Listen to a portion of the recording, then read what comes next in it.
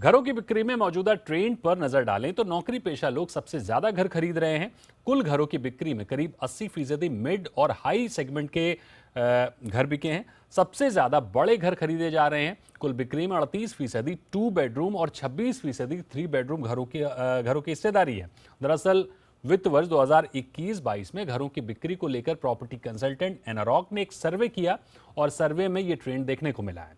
और क्या कुछ निकल कर आया इस रिपोर्ट में समझने की कोशिश करते हैं एनारॉक के सीनियर डायरेक्टर और रिसर्च हेड प्रशांत ठाकुर से। प्रशांत जी, बहुत स्वागत है आपका जी बिजनेस पर। मेरा पहला सवाल आपसे ये होगा कि जैसा कि आपकी रिपोर्ट में निकल कर आया है कि सर्विस क्लास सबसे ज्यादा घर खरीद रहा है, बड़े घर खरीद रहा है, किस प्राइस ब्रैकेट में सबसे ज्यादा बिक्री देखने को मिल रही है और इसके अलावा और क्या कुछ बारीकियां हैं आपके रिसर्च में? नमस्कार दीपक जी। एक चीज तो बहुत अच्छे से उभर कर आ रही है हमारी इस रिपोर्ट में, जैसा कि मैं पहले भी कहता आया हूँ कि अभी जो हमने रियल एस्टेट में जो रिकवरी देखी है वो basically is led by actual and users, ना कि इन्वेस्टर्स और स्पेकुलेटर्स। सो इसी कॉन्टेक्स्ट में अगर आप ये डेटा देखें कि सर्विस क्लास और प्रोफेशनल्स काफी खरीदी कर रहे हैं, इस बात को दर्शाता है कि वो एक्चुअल एंड यूज के लिए कर रहे हैं। और जो थोड़े बहुत जो इन्वेस्टर्स आ भी रहे हैं, ये लॉन्ग टर्म इन्वेस्टर्स हैं, ना कि पहले के जैसा कि उन्होंने आज खरीदा और विद इन ईयर बेच रहे हैं। सो मेरे ख्याल से एक बहुत हेल्दी ट्रेंड है।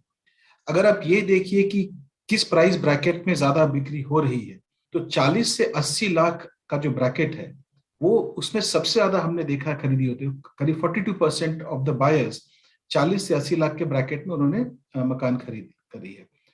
80 टू 1.5 सीआर का ब्रैकेट जो है वो भी काफी डिमांड में रहा, 37%। सो ये ट्रेंड पूरे शहर में ऑलमोस्ट सेम रहा है और ये ट्रेंड मुझे लगता है एक एक लॉन्ग टर्म स्टेबल ग्रोथ को की तरफ इशारा कर रहा है। प्रशांत जी, सिटी वाइज अगर हम देखें तो एनसीआर, एमएमआर और दक्षिण के शहरों में कैसा ट्रेंड दिख रहा है? किस कॉन्फ़िगरेशन में कैसा रिस्पांस देखने को मिल रहा है? आपका जो डेटा है वो किस अंतराल का है? This entire trend post Covid buying pattern को दर्शाता है। तो चेन्नई और पुणे का अगर आप देखें, वहां पे हाईएस्ट डिमांड हमने देखा मिड एंड सेगमेंट में, जहां पे आप बोल सकते हैं कि चेन्नई में करीब 60% जो बिक्री हुई है मिड एंड सेगमेंट में हुई, जो कि हम 40 से 80 लाख बोलते हैं। वही पुणे में करीब 59% हुआ है।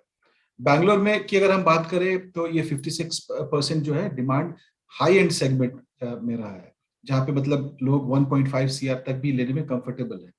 सो यहाँ पे देखिए तीन जो मैंने शहर का नाम लिया, और सबसे सरप्राइजिंग मैंने ये देखा है इसी दौरान हैदराबाद में टिकट साइज जो देखा जाए, प्रेफरेंस काफी जो मतलब बिक्री का डेटा हमने जो देखा है 2.5 सीआर में भी हमने काफी उछाल देखा है। सो अगर हम इन तीनों आईटी सिटीज की बात करें तो सभी में देखिए एक अलग अलग ट्रेंड दर्शाता है। अगर आप एनसीआर की बात करें, एनसीआर में भी लार्ज यूनिट्स की डिमांड काफी बढ़ी है। हमने जो भी लिमिटेड डेटा एनालाइज किया सेल्स के, उसपे 4 BHK और प्लॉट्स पे काफी फोकस किया गया है।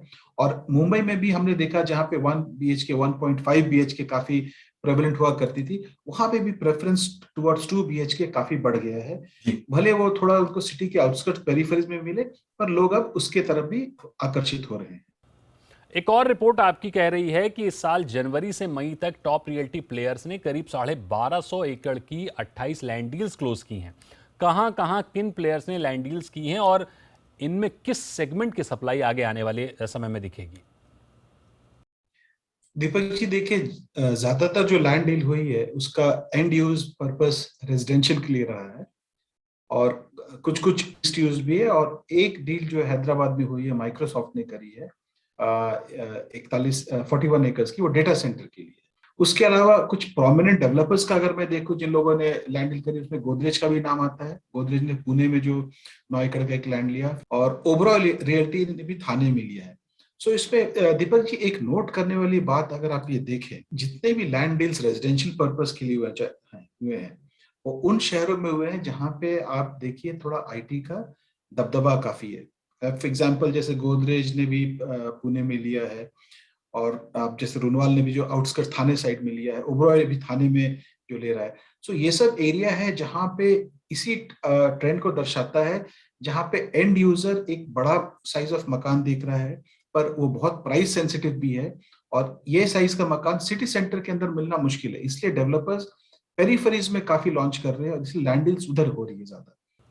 प्रशांत जी, रेपो रेट की बढ़ोतरी, रॉ मटेरियल की बढ़ती कॉस्ट का हाउसिंग सेक्टर पर क्या असर आप देख रहे हैं? देखिए दीपक जी, ये बहुत अच्छा सवाल है और ये बहुत लोगों के दिमाग में चल रहा है कि हम जो एक ग्रोथ की बात कर रहे थे, एक रिकवरी की बात कर रहे थे रियल एस्टेट में, वो दो तीन चीजों पे आधारित थी, जिसमें सबसे इंपॉर्टेंट ये था कि अफोर्डेबिलिटी बहुत अच्छा है। वो अफोर्डेबिलिटी इससे बहुत अच्छी अच्छी थी क्योंकि इंटरेस्ट रेट कम था और प्राइसेस हमारे बढ़े नहीं थे। अनफॉर्चुनेटली इन्फ्लेशन की वजह से आरबीआई ने इंटरेस्ट रेट बढ़ाने शुरू कर दिए हैं और अभी और वो आगे बढ़ेंगे। दूसरी तरफ डेवलपर्स के ऊपर भी प्रेशर काफी है कि प्राइसेस बढ़ाएं क्योंकि उनका इनपुट कॉस्ट काफी बढ़ गया है। पर हमें इसको इस कॉन्टेक्स्ट में देखना चाहिए कि अभी बायर्स के लिए अभी भी अफोर्डेबिलिटी अच्छी बनी हुई है। आप एक समय देखिए, हमारा जो होम लोन रेट था 14-15% हुआ करता था। आज भी बढ़ने के बाद भी अगर वो 8-9% पे भी रुक जाता है तो काफी अट्रैक्टिव है। दूसरी बात, जैसा मैंने पहले भी कहा है कि डेवलपर्स अब चूंकि ग्रेड ए डेवलपर्स ज्यादा है मार्केट में, वो प्राइस भी रैंडमली नहीं बढ़ा रहे हैं। वो इनपुट कॉस्ट को ध्यान में रखते हुए ये देख रहे हैं कि क्या अमाउंट ऑफ परसेंटेज वो एब्जॉर्ब कर सकते हैं। दूसरा, वो क्या अमाउंट ऑफ बायर्स को पास ऑन कर सकते हैं।